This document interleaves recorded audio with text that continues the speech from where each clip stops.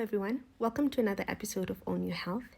It's Dr. Kiki here, and I'm going to walk you through how to accurately measure your blood pressure using this automated arm blood pressure machine.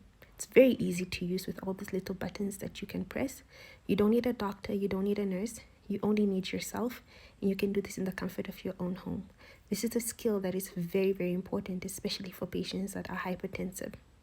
First things first, you need to ensure that the cuff that you're using is an appropriate size, and this very much depends on the circumference of your arm. So, the larger the circumference of your arm, the larger the cuff. The smaller the circumference of your arm, the smaller the cuff. And this is to ensure that you get accurate readings of how high or how low your blood pressure actually is. After securing an appropriate size cuff, you may now put your arm through it with your palm facing up. It's very important that the tubing is on the front center part of your arm and that the cuff that you're using is above the fold of your elbow and not below. I'm obviously struggling here, but the most important thing is that you have correct placement before you actually start with your BP readings.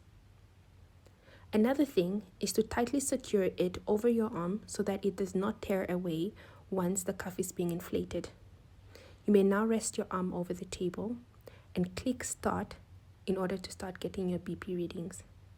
It is advisable that you're seated and rested 5 to 10 minutes before you get your blood pressure taken, that your arm is rested on the table at the level of your heart, that you're not eating, talking, or moving while the examination is taking place. You will feel the cuff inflate over your arm, and after some time you feel it deflate. The normal blood pressure of an adult is at least 120/80 millimeters of mercury.